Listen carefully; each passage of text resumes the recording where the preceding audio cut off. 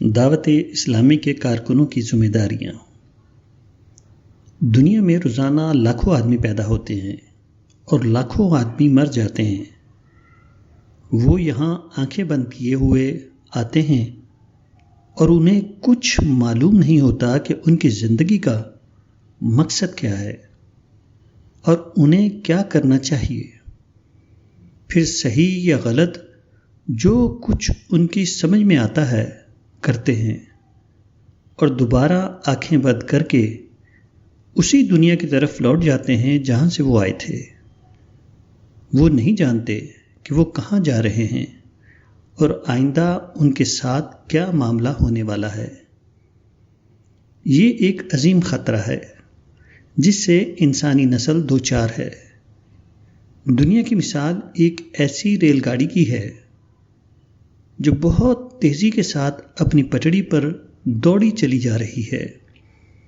اس کو کچھ نہیں معلوم کہ آگے کیا ہے، حالانکہ آگے کا پل ٹوٹ چکا ہے اور وہاں پہنچتے ہی وہ اپنے انجن اور گاڑی سمیت الٹ جائے گی، اور اس کے بعد تمام مسافر، خواہ وہ اوپر کے درجے میں سفر کر رہے ہوں یا نیچے کے درجے میں، سب کے سب ایک ہی ہولناک انجام سے دوچار ہوں گے، حتیٰ کہ اس وقت کوئی خطرے کی زنجیر بھی نہ ہوگی جس کو کھینچ کر وہ اپنے آپ کو تباہی سے بچا سکیں۔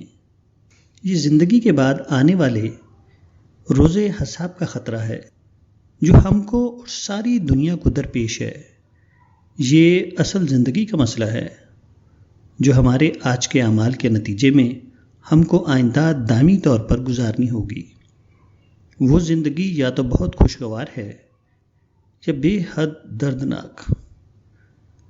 دنیا کے لوگ زندگی میں ہائیڈروجن بم کے خطرے سے گھبرائے ہوئے ہیں، مگر موت کے بعد ہر شخص کے سامنے جہنم کے عذاب کا خطرہ ہوگا جو اس سے بھی زیادہ خوفناک ہے۔ اس خطرے سے آپ ہی دنیا کو باخبر کر سکتے ہیں۔ سوچئے کہ اس بھاری ذمہ داری کے لیے آپ کیا کر رہے ہیں۔ دنیا نادان ہے اور آپ علم رکھتے ہیں۔ دنیا سے صرف یہ پوچھا جائے گا کہ اس نے خدا کے حکموں کے مطابق زندگی بسر کی یا نہیں، مگر آپ سے اس کے سوا یہ سوال بھی ہوگا کہ بھٹکے ہوئے انسانوں کو راہ راست پر لانے کے لیے تم نے کیا کیا۔ دنیا کو صرف اپنا جواب دینا ہوگا، اور آپ کو اپنا بھی اور دنیا والوں کا بھی۔ یہ عظیم ذمہ داری جو آپ کے حصے میں آئی ہے، اس کا خیال بھی آپ کو بے چین کر دینے کے لیے کافی ہے۔ اس کا تقاضا ہے کہ آپ کی راتوں کی نیند اور دن کا سکون حرام ہو جائے۔ دنیا کی لذتوں اور آسائشوں میں آپ کے لیے کوئی دلچسپی باقی نہ رہے، کہ آپ بھی کچھ ضروریات رکھتے ہیں۔ آپ کو صرف یہ یاد رہے کہ دنیا کو آپ کی ضرورت ہے۔ آپ کو اپنے گھروں میں، اپنی جائیدادوں اور اپنے اہل و عیال سے زیادہ دنیا کی اصلاح کی فکر ہو۔ آپ کی زبانوں پر ہر وقت اسی کا چرچا ہو، کیونکہ اس کے سوا جو کچھ ہے اس کا چرچا کرنے والے دنیا میں بہت لوگ ہیں۔ آپ ان میں مشغول ہو کر اپنا وقت ضائع کریں گے اور دنیا کو کوئی فائدہ نہیں پہنچا سکیں گے۔ آپ کے قدم حرکت کریں تو اسی راہ میں حرکت کریں، کیونکہ اس کے سوا جتنے راستے ہیں وہ سب یا تو غلط ہیں یا بے فائدہ۔ آپ کے اوقات یا تو زندگی کی ناگزیر ضروریات فراہم کرنے میں صرف ہوں، یا پھر اسی دعوتی مقصد کے لیے جدوجہد کرنے میں۔ آپ کی خواہشات، آپ کی تمناؤں اور آپ کی دلچسپیوں کا کوئی دوسرا مرجع باقی نہ رہے۔ آپ ہر طرف سے کٹ کر صرف اسی ایک کام کے ساتھ جڑ جائیں۔ آپ کی جانوں اور مالوں پر صرف اسی چیز کا حق ہو۔ غرض آپ اور جو کچھ آپ کے پاس ہے، ان سب پر سب سے پہلے اسلامی دعوت کا حق ہو اور اس کے بعد دوسری چیزوں کا۔ فائر بریگیڈ کی طرح آپ 24 گھنٹے اپنے آپ کو ڈیوٹی پر سمجھیں اور کبھی اس سے غافل نہ ہوں۔ بے شمار انسانوں کی اس بھیڑ میں چند انسان جو حق کا کام کرنے کے لیے اٹھے ہیں، اگر وہ لوگ بھی اپنی زندگیاں اس کے لیے وقف نہ کریں تو پھر دوسرے لوگ کہاں سے آئیں گے؟ یہاں کروڑوں انسان ہیں جو اس لیے صبح کرتے ہیں کہ دن کے اجالے میں اپنی روزی کمائیں، اور اس لیے شام کرتے ہیں کہ دن بھر کی تھکان دور کر کے اگلے روز پھر اسی مشغلے میں جتنے کے قابل ہو جائیں۔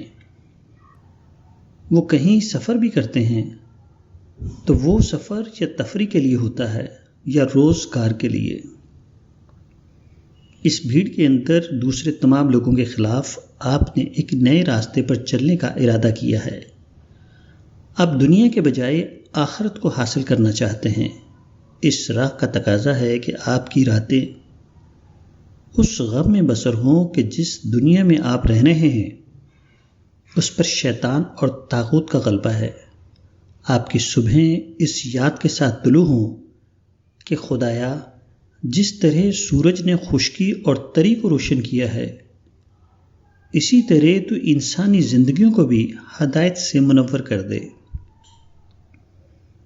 آپ نکلیں تو خدا کی راہ میں نکلیں اور ٹھہریں تو خدا کے لیے ٹھہریں۔ آپ جنت کے امیدوار ہیں، پھر آپ کو معلوم ہے کہ جنت کس طرح ملتی ہے۔ جنت میں وہ قدم نہیں جائیں گے جو خدا کی راہ میں گرد آلود نہ ہوئے ہوں۔ جنت کو وہ آنکھیں نہیں دیکھیں گی جو خدا کے خوف سے تر نہ ہوئی ہوں۔ جنت میں وہ وجود نہیں جائے گا جس نے آخرت کے لیے دنیا کی مصیبتیں برداشت نہ کی ہوں۔ پھر سوچئے کہ آپ کہاں تک ان شرطوں کو پورا کر رہے ہیں۔ ہم اس وقت ایک ہولناک طوفان کے سرے پر کھڑے ہیں جس نے چند ہفتوں کے اندر اس ضلع کی تقریباً 500 بستیوں کو ویران کر دیا ہے اور ہزاروں انسانوں کو متاثر کیا ہے۔ شہر کا یہ حال تھا کہ دریا کے پانی نے اس کو چاروں طرف سے گھیر لیا تھا، جس کے درمیان وہ بالکل جزیرہ بن گیا تھا۔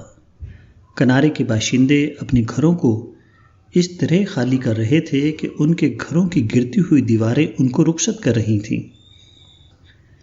اس سیلاب نے پچھلے 100 برس کے تمام ریکارڈ توڑ دیے۔ شہر کے گرد ایک بہت بڑا باندھا ہے جو 1871 کے تاریخی سیلاب کے بعد بنایا گیا تھا۔ اسی باندھا سے اس وقت شہر کی قسمت بندھی ہوئی تھی، جس کی دوسری طرف شہر کی عام سطح سے کئی گز اونچا پانی لگا ہوا تھا۔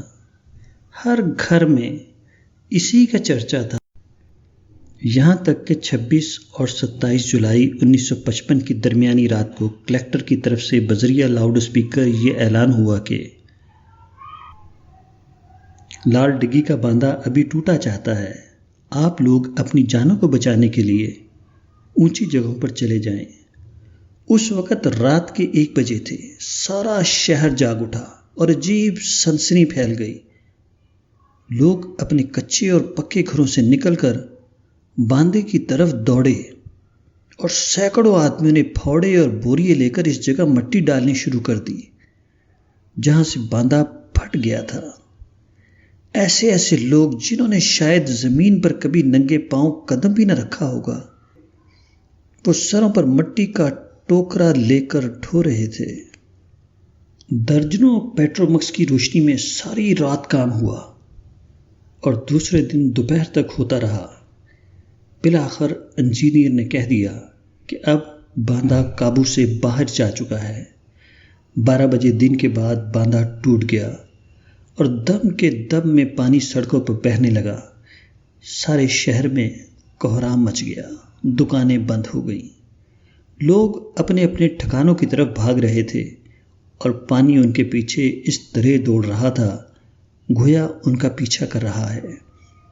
زندگی کے مسائل سمٹ کر بس سیلاب کے گرد جمع ہو گئے اور چند دنوں کے لیے شہر میں قیامت کا منظر دکھائی دینے لگا۔ اس سلام میں ہمارے لیے بہت سی نصیحتیں اور عبرتیں ہیں، مگر میں اس وقت جس چیز کی طرف توجہ دلانا چاہتا ہوں وہ یہ کہ ایک اس سے بھی زیادہ ہولناک طوفان نہ صرف ایک ضلع کو بلکہ ساری دنیا کو گھیرے ہوئے ہے اور تمام انسانوں کی زندگی اس کی زد میں ہے۔ سیلاب کا خطرہ ایک ایسا خطرہ ہے جس کو ہر شخص اپنی آنکھوں سے دیکھ رہا ہے اور سب کو اچھی طرح معلوم ہے کہ وہ ان کی زندگی کو کیا نقصان پہنچا سکتا ہے، مگر حق کو اختیار نہ کرنے کا جو خطرہ ہے وہ کسی کو نظر نہیں آتا اور نہ کوئی شخص یہ جانتا ہے کہ اس کی زندگی کو کیا نقصان پہنچنے والا ہے۔ سیلاب کے خطرے سے آگاہ کرنے کے لیے صرف اتنا کافی ہے کہ لاؤڈ اسپیکر کے ذریعے ایک اعلان کر دیا جائے، مگر ہم جس خطرے سے دنیا کو آگاہ کرنا چاہتے ہیں اس کا سمجھنا دنیا کے لیے مشکل ہے۔ آئنسٹائن کا نظریہ اضافیت اور ایٹم کی حقیقت لوگوں کو سمجھائی جا سکتی ہے، مگر یہ سمجھانا مشکل ہے کہ حق سے بے نیاز ہو کر وہ ایک ایسے جوالا مکھی پہاڑ کے دہانے پر بیٹھے ہوئے ہیں جو کسی بھی وقت پھٹ کر ان کا خاتمہ کر سکتا ہے۔ ہمارا کام محض اس طرح نہیں ہو سکتا کہ اپنے پیغام کو کسی نہ کسی طرح لوگوں کے کان میں ڈال دیں، بلکہ ہمیں اس کو مدلل بنا کر ان کے سامنے رکھنا ہوگا، اور اس کے لیے لمبی مدت تک زبردست جد و جہد کرنی ہوگی۔ ایک ایسی چیز جو وقت کے پیمانوں کے لحاظ سے سب سے زیادہ بے وزن ہے، اس کو اس انداز میں پیش کرنا ہوگا کہ وہ دوسری تمام چیزوں کے مقابلے میں سب سے زیادہ باوزن نظر آنے لگے، یہاں تک کہ لوگ اس پر سوچنے کے لیے مجبور ہو جائیں اور اپنی آنکھوں سے دیکھنے لگیں کہ اس ایک راستے کے سوا تمام راستے بالکل غلط اور تباہی کی طرف لے جانے والے ہیں۔ اس کے لیے ہمیں اپنے دماغ اور اپنے جسم کی ساری قوتیں صرف کرنی ہوں گی، اپنے اوقات اور اپنی کمائیوں کا سب سے بڑا حصہ اس مقصد عظیم کی نظر کرنا ہوگا، اور یہ سب کچھ کسی ایک رات اور کسی ایک دن کے لیے نہیں بلکہ سالہ سال کے لیے اور ساری عمر کے لیے کرنا ہوگا۔ ہمیں اس مقصد کے لیے قربان ہو جانا پڑے گا اور اپنی زندگیوں کو اس راہ میں کھپا دینا ہوگا، جبھی یہ ممکن ہے کہ لوگ ہمارے پیغام سے واقف ہوں اور آنے والے خطرے سے آگاہ ہو کر اس سے بچنے کا سامان کر سکیں۔ پھر کون ہے جو حق کے لیے قربان ہوتا ہے؟ کون ہے جو دنیا کو تباہی سے بچانے کے لیے جان کی بازی لگا سکتا ہے؟ کون ہے جو اس کو چھوڑ سکتا ہے جو کہ اس کی نظروں کے سامنے ہے، تاکہ وہ اس کو پا سکے جو کہ اس کی نظروں سے اوجھل ہے؟ خوش نصیب ہیں وہ لوگ جو اس کا حوصلہ کر سکیں، کیونکہ وہی انسانیت کا اصل جوہر ہیں اور وہی ہیں جو زندگی کی اصل کامیابی کے حقدار ہوں گے۔